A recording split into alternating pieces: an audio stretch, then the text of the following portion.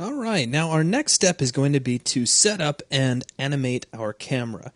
Now I highly recommend that when you're making cinematics on your own, you get to this step as soon as you possibly can, because once you have the camera's movement established, you can animate the rest of your scene so that everything coincides with what the camera's doing, and you don't end up animating things that the camera's not looking at anyway. So the first thing we need is a camera. We can't just use our viewport, and we're not going to be allowed to just use the player's perspective and move the player around. So let's open up our content browser, and then I'm going to jump over to the actor classes browser, and you'll see a camera actor listed up here at the topmost level. Let's close out the browser. I'm going to right-click here on the ground and choose Add Camera Actor here. So if we deselect and have a look, this is our camera actor. It looks like a camera, though right now it's completely in silhouette because it's unlit. Now, we can position this camera using the translation widget. We can rotate it and point it at stuff if we wanted to. But you're quickly going to find that manipulating a camera in this fashion is highly counterintuitive. What we're going to do instead is make use of Lock Selected Actors to Camera, which is a special mode of your viewport. Now, the button for this is located in every viewport's toolbar. You're going to be using it in perspective. So let's go ahead and click on this, and then click on the camera. What that does is that jumps your perspective's view to exactly what the camera sees. But that's not all. The cool thing is that now, as we move the camera around, as we rotate our view around, I should say, the camera is coming along for the ride. So if I frame us up right here on the robot, get some kind of a cool angle of him, maybe something like so. If we just simply jump out of the view, so we deselect Lock Selected Actors to Camera, and now pull back, check it out.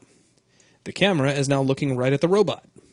So we can use this as a way to very easily and interactively position cameras. So what I'm going to do is fly over here.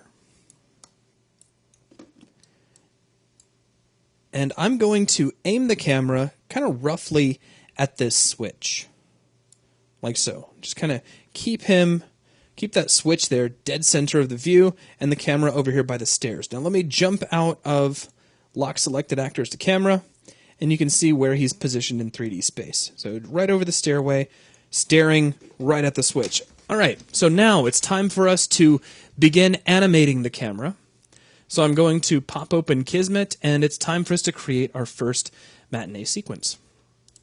So we'll right-click, choose New Matinee, and let's zoom in here. I'm going to double-click this new sequence object, and we see Unreal Matinee.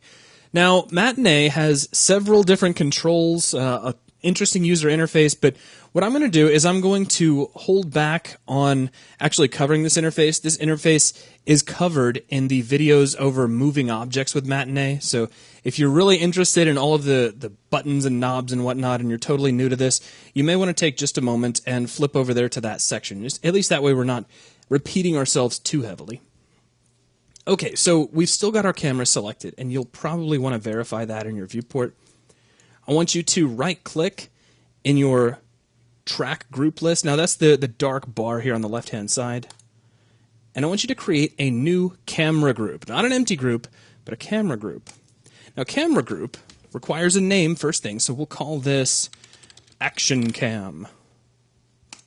Click OK, and it comes in by default with a movement track and an FOV angle track to handle zooming the camera, which is fantastic. And so using this, we're going to go ahead and animate our camera. Now to make this easier, I'm going to do a few things. One, I'm going to demaximize the perspective view.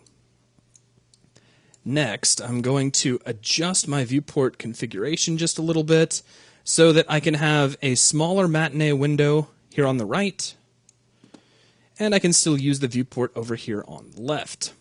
Now, it would be most useful if while we are animating, we could actually see what the camera saw, which we can do. If we take a look at the Action Cam group over here in Matinee, there's a little tiny camcorder button, and if I click on that, we're now looking through the eyes of this camera, which is pretty nice. Now, obviously, we're zoomed back pretty far away from that switch, so the very first thing I'd like to do is zoom us in. And to do that, we need to place a keyframe on our FOV angle, which is currently unanimated. There's no keys on it whatsoever. Now, the animation workflow inside of Matinee is you place a keyframe first, and then you adjust the value of that keyframe. So the first thing I'm going to do is, here with my FOV angle track selected, I'm going to press Enter, and you can see that drops a keyframe, little orange triangle there. I'm going to right-click on it and set its value down to 45 degrees, and that will effectively zoom the camera in. Now at this point, we're expecting there to be a player here as well. In fact, we could probably go just a little bit further in. Let's try setting that to 35 and just see what we get. That might be just a little bit better. So the player is going to be standing roughly here. We're just kind of using this switch to help us out a little bit. And we can click on our first movement key and just kind of make a little bit of a minor tweak there.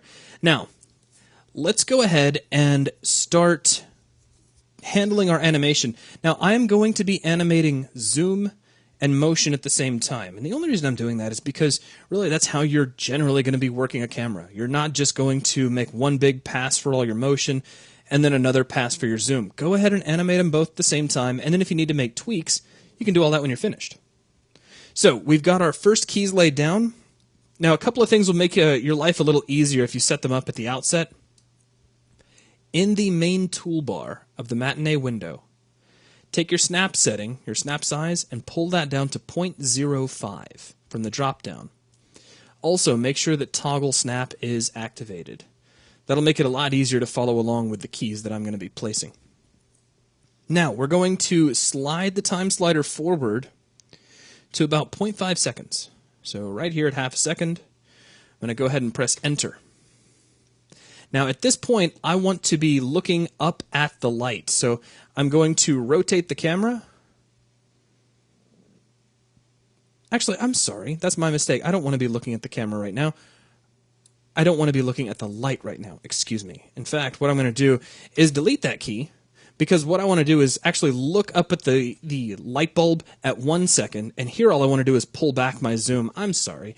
Let's go ahead and jump down to FOV angle, and I'll drop down a key and right-click, and we'll set the value here back to 90 degrees. Now I'm going to jump forward to 1 second, and now we'll switch to the movement track and press Enter. Remember, you got to put that keyframe down first and then make your adjustment. And now we're going to look up at the light, but obviously we're pretty far away. So it would be nice if we could zoom back in on that light bulb. So we'll jump back down to FOV angle, drop a key here as well. Let's right-click and set our value. Let's see what 45 looks like. That's pretty good, but I am going to jump back up one more key to my movement key, so I'm just clicking on that, and we'll center that up. This is another reason why it's good to animate both of these at the same time. Sometimes you can't really tell exactly what you're zoomed in on until you actually zoom in and have a look.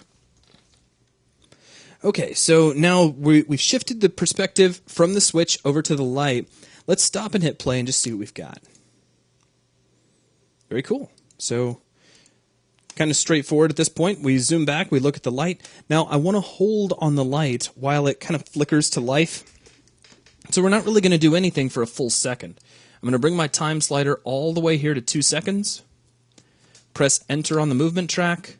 Select the FOV angle. Press Enter there too. So it's just maintaining that value over a full second. Now once that second is over, we got some stuff to do.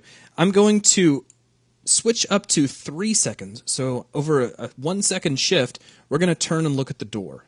So let's go to the movement track. Press Enter. And now I'm just going to rotate the camera to look at the door. But we're a little bit zoomed up. That's a little further than I want to see the door. I'd like to zoom back, just like we did when we shifted from the light switch up here to the light bulb. So I'm going to track back to around 2.5. Press Enter here on the FOV angle track. Right-click on the new keyframe that appears, and we'll set the value back up to 90 degrees. So all we've done is we've started at the switch, zoomed out, turned and looked at the light, zoomed back in, we hold for 1 second, zoom back out, and now we're staring at the door. Okay, things are going well so far. Let's move forward on our timeline. I'm also going to give us a little more time here. In fact, my animation's 8 seconds long, so let's go ahead and drag this out to 8 seconds. Though, if you're working on your own animations, don't be surprised if you don't really know exactly how long your animation is going to be and you find yourself kind of setting this way out to the side. Though, if you've been doing, storyboarding and really planning out your animation and maybe even kind of working with a stopwatch to get an idea of when the camera is going to shift and do each thing, you'll probably have a good idea of how long it's going to be. So planning goes a long way toward making this whole process a lot easier. Now, between 3 seconds and 3:45, I want to fly over to the door. So we're going to select the movement track, and here at 3:451, I'll press enter, and of course we're going to snap over to 3:45 because of our snaps. And I'm just going to navigate our camera so that it's here in the doorway, like so. And of course you can test that out. Now, from 3:45 up to 4 seconds, I want to turn and look at the robot. So let's come up here to 4 seconds, press enter, and we'll turn. And I'll try to center this up as best I can, but we really kind of need to zoom in to get an idea of where he is. So just kind of rotate him around. It looks pretty good, though I'm probably off by quite a bit. Now, we want to zoom at the same time. So here, still at 4 seconds, I'm going to jump down to my FOV angle, press enter to place a key. Let's right-click, and I'm going to set the value. It's probably pretty low. Let me try 20. And even 20 is kind of far away, but it allows us to kind of angle our camera better than it was. So actually I need to jump back to my keyframe up here on movement and adjust it accordingly. And then we can come down here to FOV angle and just continue to edit till we get what we want. So let's grab the value. I'll pull that down to 5. And that might be actually a little bit too close. And the controls get really sensitive at this point. So let's pull that back just a little bit. Let's try a value of about 8. I think that'll look nice. So there we are. Now let's pull back and just test this. So we get to the door, we zoom out. Now that turn and zoom feels a little weird to me. It would be nice if we kind of turned and were already looking pretty much right at the robot by the time the zoom really got a chance to take effect. And part of that is because when we get here, we're already zooming, you see? We never put down a keyframe to hold our zoom factor after we zoomed out, so we need to take care of that next. So if we take a look down here in FOV angle, we're zoomed in, and let's just double check our value. Currently we're zoomed into a value of 45, and then we zoom out to a value of 90. We need to hold this value. So we could just come over here to 345, jump down to FOV angle, and press enter. Now let's right-click, set the value, and you see it's already interpolating. It was on its way down to its low next key. So let's pull this to 90 degrees again. And now that should solve the problem. So we turn, we look at the door, we fly to the door, and then zoom right in on our robot. So that's great. Now, let's continue on. We see the robot. We're going to sit here and kind of stare at the robot long enough for him to get his little throat slit action in place. It doesn't even really need to complete. We just need to see most of it. Now, on the far end of things, when you're doing this kind of thing on your own, you might not know exactly how long that motion is going to take, especially if you're using animations that you did not create. In cases like that, you may need to go check out those animations, see how long they're actually going to take. You might want to take a moment and actually set up the animation for the robot, or just kind of guesstimate it, because you can always adjust it later. Now, I already know about the amount of time that we're going to need. So what we're going to do is slide up to about 5.3 seconds. And let me get us just a little bit closer than that. There we go. And press enter. So here we are at 5.3. And we're just going to stare at the robot for this long. So I need to put a key on movement and FOV angle just to kind of hold us there. Now, the next thing we're going to do is pull back. We're going to zoom back so that we're back in the doorway. So let me move the time slider forward. We're going to bring it up to 5.65. And we're going to drop a key on FOV angle. and I want to pull the angle back to 90. Now, this is kind of a trick that you can use or not use. It's entirely up to you. If you don't want to drop a key and actually place it, let me go ahead and just delete this. We could grab a keyframe where the field of view was already at 90 degrees, and then go to Edit and choose Duplicate Selected Keys. Hold down Control and drag this over to 5.65. And what that's going to do is zoom us out because it's using that same data. You can use that if you like. It's just one of those things I thought I'd pass your way. Now, what I'd like to do here is actually fly backwards. So it's not like we're turning and flying back to the camera. We're literally going to reverse what the camera has done to get us here. So here at 5.95, actually, excuse me, 5.65, we're going to get back in the doorway. So let's jump back to the movement key where we're just kind of sitting here in the doorway. With that keyframe selected in the movement track, I'm going to go to Edit, Duplicate Selected Keys, and slide this guy to 5.65. So you see, we just kind of pull back to exactly where we were. Now I want to do this as we kind of pull all the way back to our original position. So we're going to bring an original position key to 5.65. Now, let's go ahead and find one where we're looking back at the switch. Actually, we could probably start here. No, yeah, I'm sorry. I'm kind of confusing myself, but I don't mean to. Let's go ahead and grab key 0, and I'm going to go to Edit, Duplicate Selected Keys, and we're going to drag this all the way to 6.65. This way, we don't have to guess and try to remember exactly where we had the camera. We already had it where we wanted to, so we can just grab that information and copy it over. So now we pull back, and we're flying right back to where we were. Now, looking at that motion, it may make a little more sense to the player if we at least passed back by the light so they can kind of retrace the path the camera took. So I think I'm actually going to replace that. So let's delete out that key. So yeah, this is one of those things. When you're being a film director, you get to be picky. I'm going to grab our second key where we're looking up here at the light.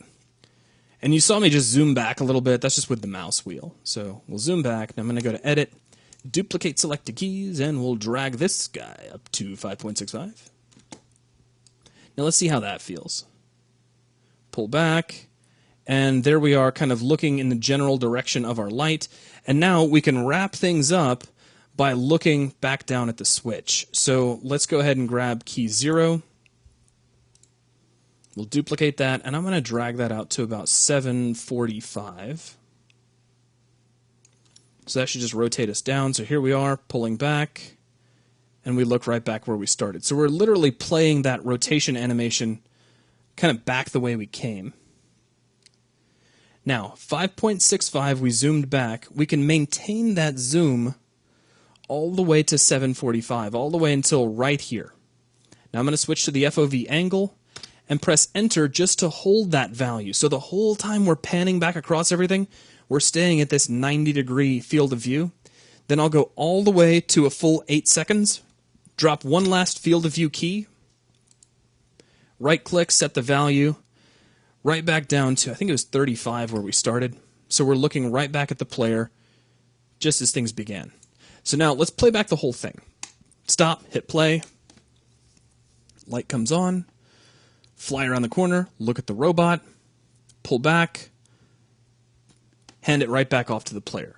So we follow the exact same path we took in. Now, when you're animating a camera on your own, you will probably find that you're going to try out a shot and then you'll play back through it and the timing may not feel right, so you're going to tweak times. Generally, this example is fairly simple in that I have the benefit of having all of my values kind of written down and I'm really just going over some notes. You won't have that, so be patient with yourself. Try out different shots. If something's not working, if it's moving too quickly, space your keyframes out a little bit. If motion doesn't feel like it's abrupt enough, then squeeze your keyframes together. Think about placement, think about what's in your shot. But remember that animating your camera is going to be one of those critical things to help you decide what does and does not need to be animated from one moment to the next. Save your level. That's going to wrap things up for this video. Thanks a lot.